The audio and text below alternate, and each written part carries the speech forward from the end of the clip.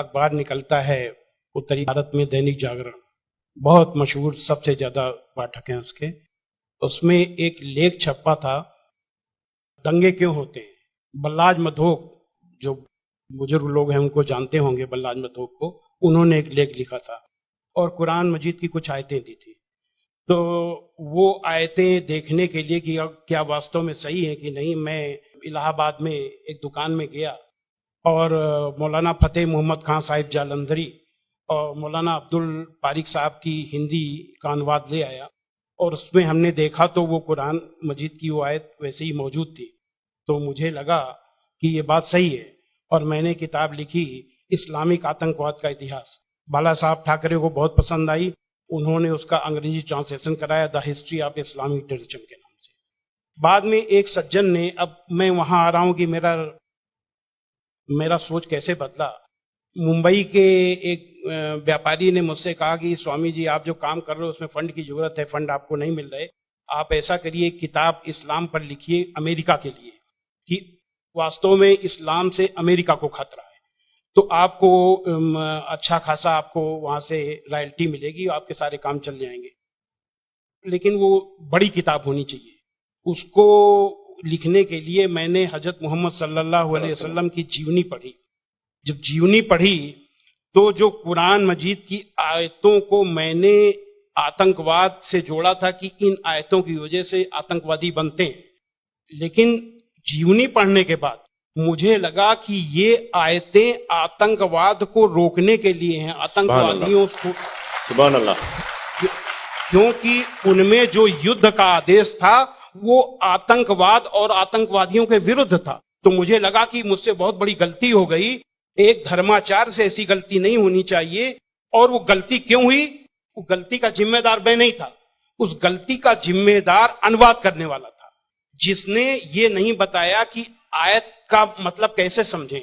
किसी भी, हम यहाँ जो गैर मुस्लिम भाई होंगे उनको मैं बताऊं कि आयत का मतलब समझने के लिए जरूरी है कि आयत क्यों और किन परिस्थितियों में आई। ये जब जानेंगे तभी सही अर्थ मालूम होगा। तो ये जानने के बाद मैंने एक दूसरी किताब लिखी, इस्लाम आतंक या आदर्श, यानी इस्लाम में आतंक नहीं, आदर्श ही आदर्श है।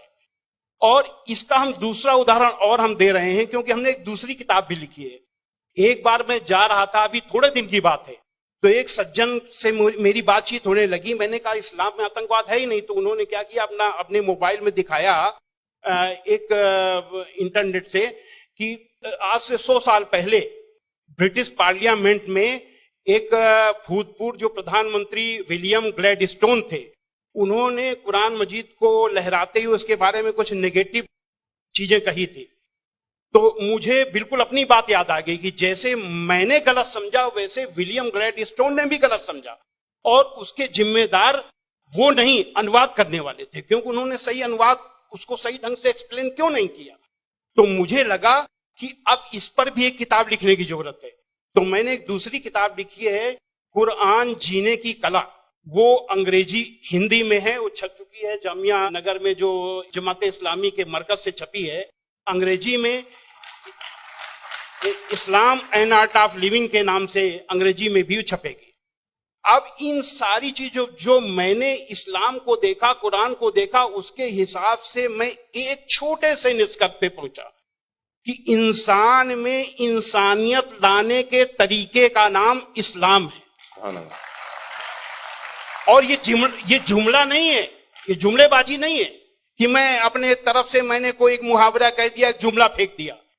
ये बात दलील के साथ मैं बताऊंगा, और मैंने दलील के साथ देखा है। ये इंसानियत के दुश्मन है, काम, क्रोध, मद, लोभ, मोह, ये दुश्मन है। और कुरान मजीद में इन सब के लिए बहुत ही बड़ी बुराई बताया गया है और रोक लगाई गई है। पहले एक चीज हम काम को ले लेते हैं। काम यानी कि किसी भी महिला को, किसी भी औरत को अपनी बीबी को छोड़ करके और दुनिया की जितनी महिलाएं हैं उनको अपनी मां, बहन, बेटी समझना, ये कुरान में बहुत ही सख्ती से पालन करने के लिए कहा गया है। अभी तक आप लोगों ने देखा होगा कि जो गैर मुस्लिम भाई सुने कि किसी भी मर्द को देख करके औरत को अपनी निगाहें नीची कर लेना चाहिए, लेकिन कुरान का क्या हुक्म है? कुरान के सूरा 24 आयत नंबर 30 में है, ऐ मोहम्मद मोमिनों से कह दो कि वे अपनी गैर जो भी महिलाएं हैं जो उनको देख करके अपनी निगाहें नीची रखा करें और अपनी शर्मगाहों की हिफाजत करें। यानी जब सुभान अल्लाह मर्द जब अपनी पत्नी के सिवा किसी को देखे तो आंख न मिलाए उससे, अपनी निगाहें नीची कर ले और मर्यादा में रहे। ये पुरुष के लिए ये बनाया गया नियम, और यही नियम औरत के लिए भी, दोनों के लिए वही नियम बनाए गए। ये नहीं कि केवल औरत के लिए। कहते हैं कि इस्लाम में औरत को दबाया जाता है, लेकिन मर्द के लिए कितना सख्ती से नियम बनाया गया। तो ये काम के लिए कितनी सख्ती की गई। क्रोध, गुस्सा के लिए सबसे पहले गुस्सा का तरीका इस्लाम में इतना आसान बताया गया कि देख करके मैं सबसे ज्यादा प्रभावित हुआ। कहा जाता है अगर गुस्सा अगर किसी का रुक जाए तो वो पूरा संत बन गया, साधु बन गया। और कितना बढ़िया तरीका इस्लाम में बताया गया, कुरान में बताया गया है कि माफ कर दो, किसी के गुनाहों को माफ कर दो, और जब माफ कर दो गुस्सा खत्म। और सबसे पहले ये हुक्म दिया गया पैगंबर को। सूरा 7 आयत नंबर 199 में हुक्म आया कि ऐ मोहम्मद माफी का तरीका अपनाओ और भलाई का हुक्म देते रहो और अज्ञानियों से किनारा कर लो। सबसे पहला माफी का हुक्म अगर आया तो अपने पैगंबर के लिए आया। और ऐसे लोगों को क्या कहा गया?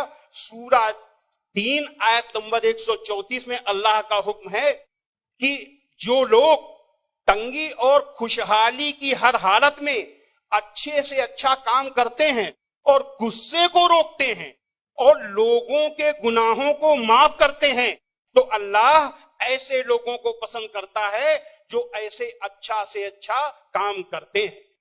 हजरत मोहम्मद सल्लल्लाहु अलैहि वसल्लम पर कुरान उतरने के बाद आपके दिल में उतर गई, दिल में उतरने के बाद आपके कर्मों में उतर गई। आपके एक एक कर्म कुरान में अल्लाह के हुक्म के अनुसार हुआ करते थे। आपने पहले खुद अपने आचरण में लिया, अपने अखलाक में लिया, तब दूसरों को बताया।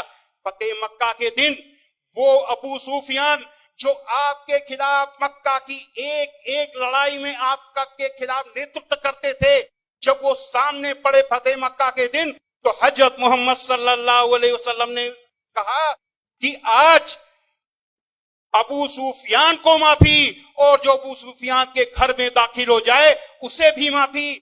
आज जो अपने घर के दरवाजे बंद कर ले उसे माफी, जो मस्जिद में चला जाए उसे भी माफी। अब आप सोचिए, जिस मक्का में कदम कदम पे आपका विरोध था, कदम कदम पे आपके रास्ते पे रोड़े अटकाए गए, और जो 10,000 लोगों की फौज के साथ आप जब पहुंचे तो किसकी हिम्मत थी कि सामने होता? सारे के सारे लोग छिप गए। जब हजरत मोहम्मद सल्लल्लाहु अलैहि वसल्लम ने देखा कि कोई नहीं दिखाई दे रहा, तो बहाना बनाया माफी देने का। ये बहाना क्या बनाया कि जो यहां चला छुप जाए उसे माफी, जो वहां छुप जाए उसे माफी, जो वहां छुप जाए उसे भी माफी। यानी किसी न किसी बहाने सबको माफी, माफी, माफी और माफी।